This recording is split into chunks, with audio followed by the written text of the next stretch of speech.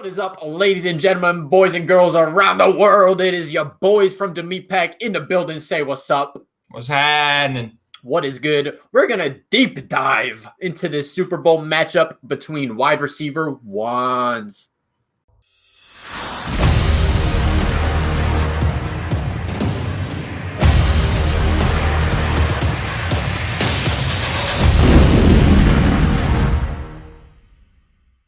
Okay, here we are. We are in this thing, and we're just going to keep doing what we've been doing with these videos. We're going to jump right in here. So we're going to start out, talk about the man in the bottom left over here, Tyreek Cheetah Hill.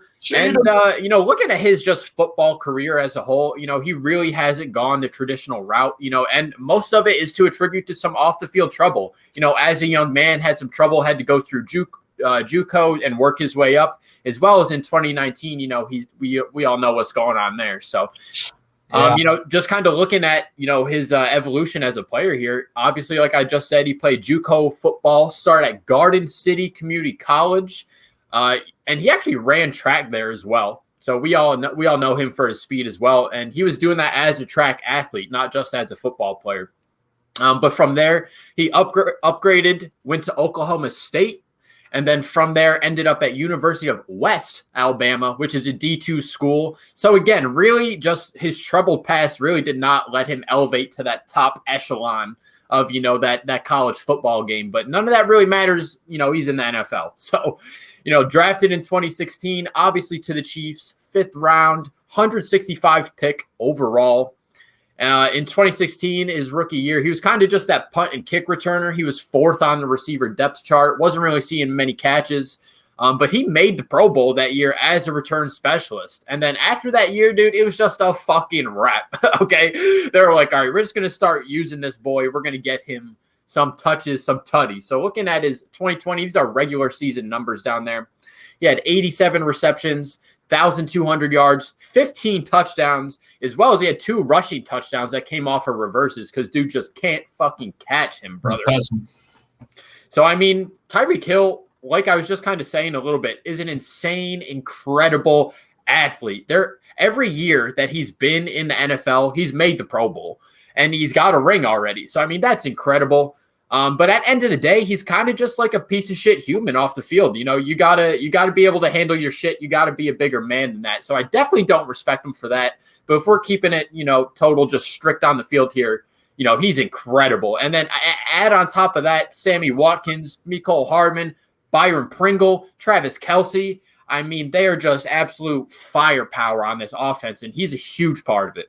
Yeah, no, that whole wide receiver core is just a track team. I know Andy Reid loves his speed guys at that wide receiver position. Tyreek Hill especially, asserted himself in that number 1 spot. It has been a slow start, a slow career for him.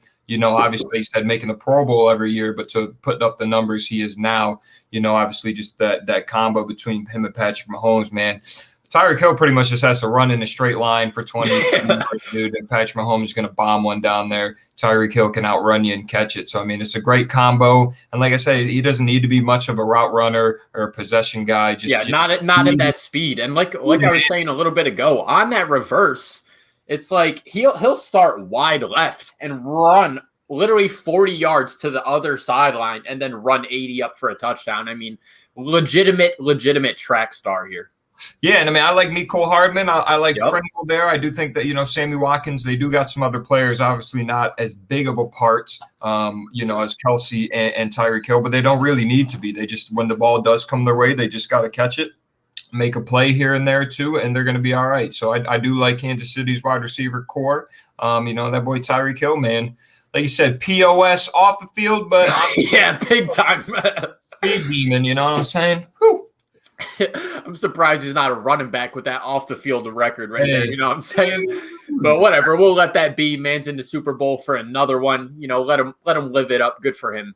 Looking on the other side here, we got the boy Mike Evans, bro. And I always kind of liked Mike Evans, but after just doing some research on this guy, like he's that fucking dude. Yeah, I really didn't realize that. So let's get into it here.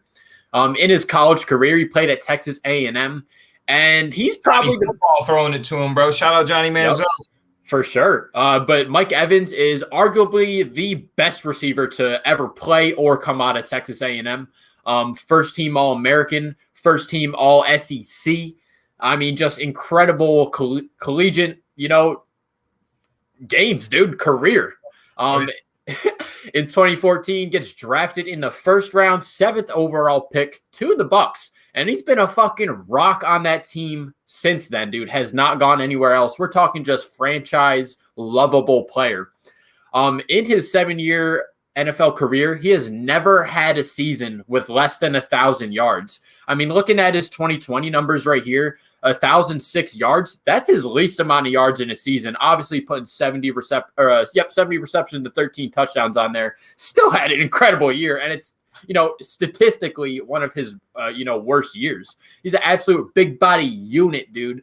And usually when you see guys like that in the NFL at their receiver position, they're just kind of the jump ball guy. I always talk about Alshon Jeffrey not doing anything, just there to catch the ball. But Mike Evans is a complete opposite. He'll go up over you, jump over your head, and then get the yak. I mean, just literally an incredible, incredible player. Yeah, no, he really is, man. Yeah, obviously a dominant collegiate career, him and Johnny Manziel running up some numbers. And then, has held it down in Tampa Bay for a long time. I think his rookie year, I don't think Winston got there till 2015, 2016. But obviously him and Winston were a good combo for a long time. And he's just been solid. Like you said, that big body guy, that possession type receiver who can obviously use a lot of skills, but man, can just go up there and get it. You can't really do a damn thing about it. Now, obviously this year, I believe those numbers could have been way, way higher. But you bring a guy like Tom Brady onto the squad who obviously – picking up AB and stuff. Tom Brady knows better to get some more mouths involved in that. So obviously, and hopefully Mike Evans can realize that. It's like, hey, as long as Tom Brady's on this team, my numbers might dip. I'm sure he's all right. Yeah. But I mean, look where we're at. I can sacrifice a couple 100 yards, couple tutties. If we can be in this chip every year. So like I said, man, Mike Evans is great. I love me some Chris Godwin. He's been around for a minute. That depth is crazy. Chris Godwin, Scotty Miller, AB, Mike Evans. I mean, and Tom Brady throws it to everyone on the field. Like, you made a great point there. I mean, that's why his numbers aren't insane, but yeah, it's just that wide receiver core in the Bucks. I mean, we're talking like some superstar team here. Yeah, like I said, between Godwin, big year last year, bringing in Antonio Brown, who's been able to hold it down since he did get there. I know there's some questions. Talk about another guy who's had some off the field issues, plethora, but has been able to keep his cool down there in Tampa. Tom Brady was able to reel him in. And then, the tight end things we just, check the other video for what we said about Gronk and Brait.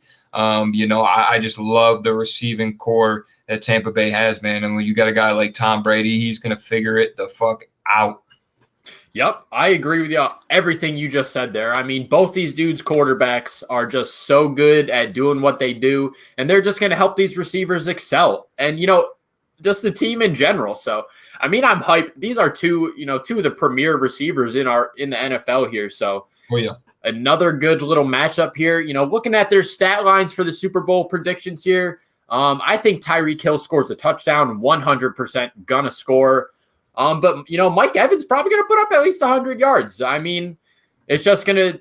I don't know what Tampa Bay's game plan is necessarily gonna be, because they don't really have to rely on one or two people. They can spread that ball wherever they want, get some different bodies involved. So it'll be hyped to see what they do, what they decide to go with. But that's about gonna wrap it up for us here. So that is it. Meat Pack out of here, son. Bye.